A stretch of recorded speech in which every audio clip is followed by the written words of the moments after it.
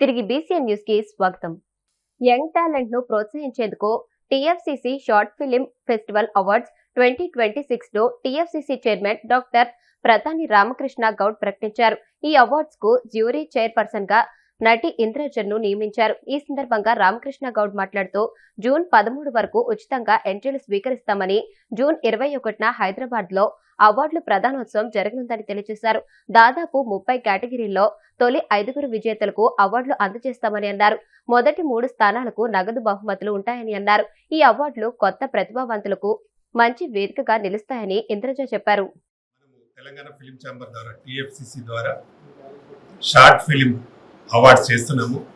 ఎందుకంటే కొత్త వాళ్ళని ఎంకరేజ్ చేయడం కంటే ఆర్టిస్టులు కానీ, టెక్నీషియన్స్ కానీ, కొత్త డైరెక్టర్స్ కానీ వాళ్ళందరినీ ఎంకరేజ్ చేయడం కోసం చాలామంది యువకులు ఎన్నో సినిమా షార్ట్ ఫిలిం తీసి ఎక్కడ మనం ప్రదర్శించాలి అనే దారి లేక చాలామంది సతమతం అవుతున్న తరుణంలో మా దగ్గర చాలామంది అప్రోచ్ కావడం జరిగింది.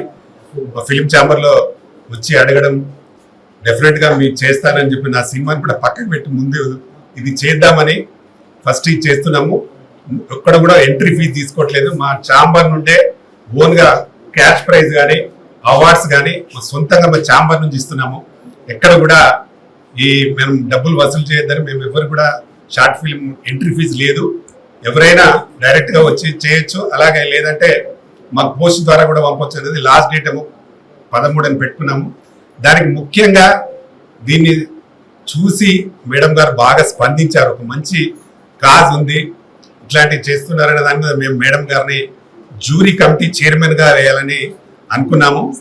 ఇంద్రజ గారు జ్యూరీ కమిటీ చైర్మన్గా చేయబోతున్నారు దీనికి. అలాగే ఇంకా కొందరిని కూడా వేయాల్సిన అవసరం ఉంది. మా బోలే గారిని వన్ ఆఫ్ ది మెంబర్గా వేస్తున్నాము.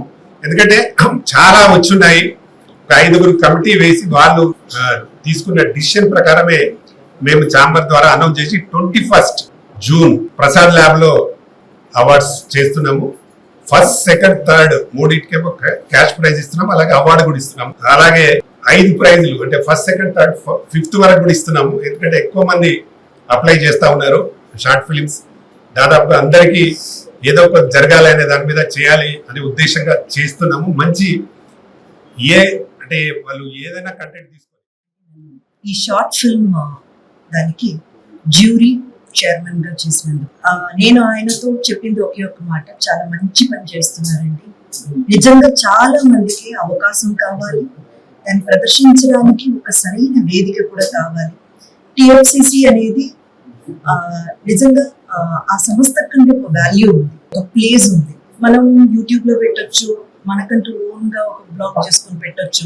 ఇప్పుడు ఇన్స్టా కానివ్వండి, ఫేస్బుక్, సోషల్ మీడియా మొత్తంలో ఎక్కడ కూడా మన కంటెంట్ అనేది మనం పెట్టుకోవచ్చు. బట్ కాంటెంట్ అనే దానికంటే కూడా మనం దాన్ని ఎక్కడ ప్రదర్శిస్తున్నాం అనేది చాలా చాలా ఇంపార్టెంట్ అండి. టిఎఫ్సిసి అనేది చాలా చాలా respected and very very renowned platform కాబట్టి. అండ్ మనకు తెలంగాణ ఫిల్మ్ ఒక్కదానికి చెందింది మాత్రమే కాదండి. ఇప్పుడు ఇక్కడ మీరు పెట్టడం వల్ల ఏమవుతుందంటే మీకు చూసే వాళ్ళు ఎవరు అన్నదాని వేరియేషన్స్ కూడా ఉంటాయి. ఇప్పుడు మనం పరిశుభ్రమైన ఆరోగ్యకరమైన పట్టణంలో ప్రతి పౌరుడు భాగస్వామి కావాలని రాజ్యసభ మాజీ సభ్యురాలు, టీడీపీ భీమవరం నియోజకవర్గ ఇన్ఛార్జ్ తోట సీతారామలక్ష్మి అన్నారు. శ్రీ విజ్ఞాన వేదిక ఆధ్వర్యంలో బుధవారం బల్సమూడ్లో ఆపరేషన్ క్లీన్ స్వీప్ కార్యక్రమాన్ని నిర్వహించారు. చీపురు పట్టి వీధులను శుభ్రం చేసి చెత్త బుట్టలో వేసి ట్రాక్టర్లో వేశారు. ఈ సందర్భంగా సీతారామలక్ష్మి మాట్లాడుతూ కూటమి ప్రభుత్వం రాష్ట్ర వ్యాప్త పారిశుద్ధ్య విప్లవాన్ని తీసుకువచ్చిందని, అందమైన పట్టణాలను నిర్మించాలనే లక్ష్యంతో operation clean sweep, Swarnandhra Swachhandhra కార్యక్రమాలను నేరుగా క్షేత్రస్థాయికి తీసుకువెళ్తున్నారని అన్నారు. ప్రజల భాగస్వామ్యంతో మాత్రమే నిజమైన పరిశుభ్రతను సాధించగలమని అన్నారు. ముఖ్యంగా మరి మంచి కార్యక్రమం తీసుకున్నారు కేంద్ర రాష్ట్ర ప్రభుత్వాలు. స్వచ్ఛ భారత్ కానీ, స్వచ్ఛ ఆంధ్రప్రదేశ్ కానీ, మన రాష్ట్ర ముఖ్యమంత్రి చంద్రబాబు నాయుడు గారు అందరూ కూడా మనకు ఒక పిలుపునివ్వటం జరిగింది. అందులో భాగంగా ఇక్కడ స్వచ్ఛంద సంస్థల నుంచి గౌరవనీయులు రంగసాయి గారు, వాకర్ అసోసియేషన్ నుంచి గోపి గారు కానీ సభ్యులు ఉన్నారు, చాలా మంది నాయకులు ఉన్నారు. మున్సిపాలిటీ నుంచి కమిషనర్ గారు, అసిస్టెంట్ కమిషనర్ గారు వీళ్ళంతా కూడా ఉన్నారు. ఇక్కడ ఈ వార్డు సంబంధించి ఇది 31వ వార్డు. బలిసిపూడి పరిసరాల్లో ఈ రోజు ఈ కార్యక్రమం పెట్టడం చాలా అభినందనీయం. ముఖ్యంగా మన ప్రజలందరూ కూడా తెలుసుకోవాల్సింది ఆరోగ్యమే మహాభాగ్యం. మన ఇంటిలో పొద్దుట లేవగానే మనం చీపురు పుచ్చుకుని తుడుచుకుని పరిసరాలు శుభ్రం చేసుకుని మనం కాఫీ కానీ మన పనుల్లోకి వెళ్ళటం జరుగుద్ది. అది పక్కన మన రోడ్డు పక్కన మన ఇంటి పక్కన కానీ రోడ్ల మీద కానీ ఎందుకు ఉండకూడదు, ఇంటిలాగే మన పరిసరాల్లో ఎందుకు శుభ్రంగా ఉంచుకోకూడదు అని ప్రతి ఒక్కళ్ళు ఆలోచించాలి. ప్రతి ఒక్క మహిళ కావచ్చు, పిల్లలు కావచ్చు, పెద్దవాళ్ళు కావచ్చు, ఆలోచన చేసినప్పుడు ప్రతి ఒక్కళ్ళలో కూడా ఒక అవేర్నెస్ వస్తుంది, ఒక అవగాహన వస్తుంది.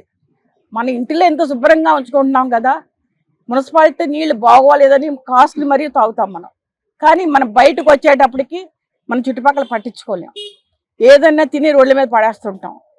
మనం దేశాలు విదేశాలు చాలా మంది ఇక్కడ ఉన్న వాళ్ళు ఈ మధ్య సింగపూర్ అన్ని చాలా వెళ్తున్నారు. అక్కడ చూసి వచ్చి ఏమంటారంటే ఒక చాక్లెట్ పేపర్ ఇక్కడ పడితే దానికి చాలా ఫైన్ వేస్తారు, ఒక పేపర్ ఇది పెడితే చాలా ట్యాక్స్ ఉంటుంది, చాలా శిక్షలు ఉంటాయి కూడా అని చెప్తారు. కానీ మన దేశంలో మన పరిసరాలు మనం ఎందుకు పాటించలేదు? ప్రతి ఒక్కళ్ళు అది ఆలోచన చేయండి. ఎక్కడో చూసి మనం చాలా బాగుంది అనుకుంటాం కాదు. మన ఉన్న చుట్టుపక్కల మన ప్రాంతంలో మన భీమవరం పట్టణం, మన భీమవరంలో ఉన్నప్పుడు భీమవరం టౌన్లో ఉన్నాం. ప్రతి ఒక్కరూ కూడా, ఎందుకంటే ఇంతమంది వాకర్స్ అసోసియేషన్ కావచ్చు, మున్సిపాలిటీ కావచ్చు, స్వచ్ఛంద సంస్థల నుంచి కావచ్చు, ప్రతి ఒక్కళ్ళు ఇక్కడ ఉన్నారు. వీళ్ళందరూ ఎందుకున్నారు? మనందరికీ కూడా ఒక మంచి ఆలోచన చేసి మన భీమవరాన్ని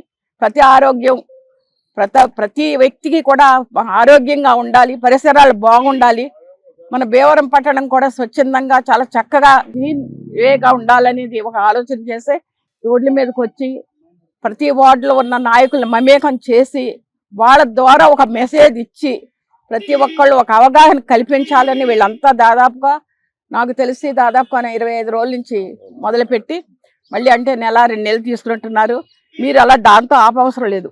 ఎక్కడ కనపడ్డా సరే మీ అందరికీ హక్కు ఉంటుంది. ఇక్కడ ఎందుకు వేశారు, దీనికి ఎందుకు ఉంది, మీ ఇంటి పక్కన ఎందుకు ఉంది అని ప్రతి పౌరుడికి ప్రతి ఒక్కరికి కూడా ఒక ఇది ఉంది. మనందరికీ కూడా ప్రజల్లో ఒక మంచిని తీసుకెళ్లాలంటే ఎన్ని కార్యక్రమాలు మనం తప్పనిసరిగా సరిగ్గా చేయాలి. కాలువలు చూస్తున్నారు మీరు, ఈ వరకు మన చెరువుల్లో నీళ్లు తాగేవాళ్ళం మనందరం చిన్నప్పుడు. ఇప్పుడు ఆ కాలువలన్నీ కూడా చెత్తతో నింపేస్తున్నారు, ప్లాస్టిక్తో నింపేస్తున్నారు. ముఖ్యంగా ప్లాస్టిక్. నాకు తెలిసి రంగసాయి గారు నేను 20 సంవత్సరాల క్రితం మున్సిపల్ చైర్గా ఉన్నప్పుడు అప్పుడే ఆయన దీని మీద అవగాహన కల్పించే విధంగా ప్లాస్టిక్ వేరు చేయాలి అని అప్పట్లోనే ఆయన చాలా ఎప్పుడు చేస్తూనే ఉన్నారు. మనం అలాంటి వాళ్ళని కూడా ఆదర్శంగా తీసుకోవాలి. మనం ఎందుకు చేయకూడదు? ఆయన చేసినప్పుడు మనం ఎందుకు చేయకూడదు? మన భీమవరం పట్టణాన్ని మనందరం కూడా అలాగ అనుకుని ఒక మాట మీద ఉన్నట్టయితే తప్పనిసరిగా స్వచ్ఛ భారత్, అలాగే స్వచ్ఛ మన భీమవరం పట్టణాన్ని కూడా గ్రీనరీగా, అలాగే మొక్కలు పెంచడంలో కానీ, ఇలాగే పరిసరాలు పరిశుభ్రంగా ఉంచుకోవడంలో కానీ సక్సెస్ఫుల్గా అందరూ కూడా చేయొచ్చని మనస్ఫూర్తిగా కోరుకుంటూ, మనకు ఇంకొక సమస్య కూడా ఉంది. ఈ చెత్త పట్టుకెళ్ళి ఎక్కడ వేయాలనేది కంపోస్ట్ యార్డ్ లేదు. పెద్ద సమస్య అది. మీ అందరికీ చాలా మంది తెలుసు, టీవీలో చూసుంటారు. నేను చైర్మన్గా ఉండగా దాదాపుగా 10 ఎకరాలు ఇరుమదూరులో చేసాం. ఇది అలాగ పడి ఉంది. ఆఖరి నిమిషంలో మున్సిపాలిటీ అంతా చేసిన తర్వాత డబ్బులు లేని టైంలో ప్రతిపక్షాలు మేము కలిసి డబ్బులు కూడా కట్టాం 80 లక్షలు. నాకు బాగా తెలుసు. అక్కడ కలెక్టర్ గారు అప్పుడు అగర్వాల్ గారు ఉండేవారు. చాలా ఏమైనా చేయాలి అనే దాంతో, కానీ ఆఖరి నిమిషంలో పొలిటికల్గా అంటే నీకు అన్ని చెప్పనప్పుడు మీ అందరికీ తెలుసు అది ఆగిపోయింది. అది ఉన్నట్టయితే ఇప్పుడు పాపం మున్సిపాలిటీ తీసుకెళ్ళి ఎక్కడెత్తది? ఎక్కడేసినా ఎవరు ఊరుకోరు. రైల్వే ట్రాక్ల మీద వేసేవారు పూర్వం. ఇప్పుడు అన్నీ కూడా ఇప్పుడు కలెక్టర్ గారు కూడా చాలా బాగా చేస్తారు నాకు తెలిసి. కలెక్టర్ గారు కూడా అందరిలో కూడా ఈవేళ ఈ రోజున ఆవిడ ఎక్కడికక్కడే చెత్త బయటికి కనపడకుండా ఎన్ని రేకులు కట్టించి బయటికి రాకుండా మన పట్టణాన్ని చాలా పరిశుభ్రంగా ఉంచే విధంగా కూడా కలెక్టర్ గారు కానీ, జేసీ గారు కానీ, ఇక్కడ మున్సిపల్ అధికారులు కానీ మన భీమవరం పట్టణానికి ఇంత సేవ చేస్తున్న వీళ్ళందరికీ ప్రత్యేకించి మనందరి తరఫున ధన్యవాదాలు తెలియజేసుకుంటూ, అలాగే రంగసాయి గారు కూడా ఇలాగ మంచి అవేర్నెస్ కార్యక్రమాలు చేస్తున్నారు. మనందరం కూడా ఆయనకు కూడా భగవంతుడు చాలా ఆరోగ్యం ఇచ్చి ఇంకా ఇలాంటి కార్యక్రమాలు చాలా చేయాలి అని మనస్ఫూర్తిగా కోరుకుంటూ ఈ వార్డు వచ్చినందుకు మీ అందరికీ ప్రత్యేకించి 25 రోజులుగా మన భీమవరం మున్సిపాలిటీ వారి సహకారంతో శ్రీ విజ్ఞాన వేదిక చెరుకువాడ రంగసాయి గారు, 201 డిస్ట్రిక్ట్ గవర్నర్ ఉడుపు గోపి గారు, ఆల్ వాకర్స్ అసోసియేషన్ సభ్యులు అందరూ కలిపి మన గౌరవ ముఖ్యమంత్రి వర్యులు శ్రీ నారా చంద్రబాబు నాయుడు గారు ఇచ్చినటువంటి పిలుపు మేరకు మనమంతా కూడా భీమవరం పట్టణాన్ని స్వచ్ఛ భీమవరంగా చేసుకోవాలని చెప్పేసి ఒక అకుంఠిత దీక్షతో ప్రతిరోజు ఉదయం 6 గంటలకు ఏదో ఒక ప్రదేశాన్ని ఎన్నుకొని మనందరం కూడా ప్లాస్టిక్ ని నిషేధించాలని, వ్యర్థాలను కాలువల్లో కానీ డ్రైనేజీలు కానీ వేయకుండా ఉండాలని చెప్పేసి అందరూ కూడా ప్లాస్టిక్ రహిత సమాజాన్ని తయారు చేయాలని చెప్పేసి కోరుకుంటూ మన గౌరవ అతిథి రాజ్యసభ సభ్యులు శ్రీమతి తోట సీతారామలక్ష్మి గారి నాయకత్వంలో మనం అందరం కూడా ఈ బలిసిమూడి ఏరియాని అంతా కూడా మనం క్లీన్ స్వీప్ చేయడానికి మనం అందరం కంకణబద్దులై మనం ప్రతిజ్ఞ చేశాం. కాబట్టి ప్రతి ఒక్కరు కూడా ఇంట్లో చెత్తను డ్రైనేజీలో కానీ కాలువలో కానీ వేయకుండా మన భీమవరం మున్సిపాలిటీ పనితీరు చాలా బ్రహ్మాండంగా ఉంది. అసిస్టెంట్ కమిషనర్ కానివ్వండి, కమిషనర్ కానివ్వండి, మంచి చెత్త కూడా నెత్తుకోవాల్సిన పరిస్థితి వస్తుంది. కాబట్టి ఈ అవేర్నెస్ ఇంకా వచ్చి మనం ఒక చక్కటి భీమవరాన్ని, క్లీన్ భీమవరాన్ని సాధించాలని చెప్పేసి భీమవరం కార్యక్రమం చాలా ఉత్సాహంగా అందరికీ స్ఫూర్తినిచ్చే విధంగా మనం జరుపుకోవడం జరుగుతుంది. ఇదే స్ఫూర్తిని అందరూ కూడా తీసుకుని మన ఇంటి పరిశుభ్రం చేసుకుంటే, అలాగే మన వీధి, మన గ్రామం, మన పట్టణం అందరిలోనూ అవేర్నెస్ క్రియేట్ చేయాలని ఈ కార్యక్రమాన్ని అందరూ కలిసి మిత్రుల సహకారంతో జరుపుకోవడం జరుగుతుంది. ఇదే స్ఫూర్తిని అందరూ కంటిన్యూ చేయాలని. తిరుమల శ్రీ వెంకటేశ్వర స్వామి వారిని మంత్రి సవిత దర్శించుకున్నారు. వీఐపీ విరామ దర్శన సమయంలో కుటుంబ సభ్యులతో కలిసి స్వామివారి సేవలో పాల్గొని మొక్కులు చెల్లించుకున్నారు. దర్శనానంతరం వీరికి రంగనాయకుల మండపంలో వేద పండితులు వేదాశీర్వచనం అందించగా ఆలయ అధికారులు స్వామివారి తీర్థ ప్రసాదాలు అందజేసి పట్టు వస్త్రంతో సత్కరించారు. వార్తలు ముగించే ముందు ముఖ్యాంశాలు మరొకసారి. వివిధ శాఖలకు కీ పర్ఫార్మెన్స్ ఇండికేటర్లు నిర్దేశించిన సీఎం చంద్రబాబు. పనితీరు ఆధారంగా స్కోరింగ్ విధానం అమలుకు నిర్ణయం.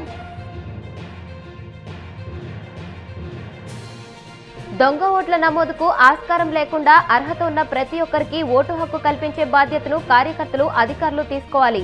మంత్రి డిబివి స్వామి సూచనలు.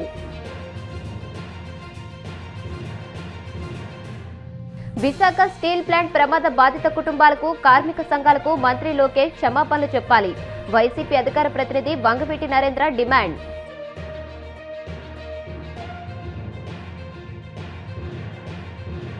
తిరుమల శ్రీవారిని దర్శించుకున్న మంత్రి సవిత. ఆలయ మర్యాదలతో స్వాగతం పలికిన అధికారులు. ఈ వార్తలు ఇంతటితో సమాప్తం. మరిన్ని వార్తల కోసం BCN digital YouTube channel, Facebook page ని ఫాలో అవ్వండి. అప్డేటెడ్ వార్తల కోసం ప్లీజ్ సబ్స్క్రైబ్.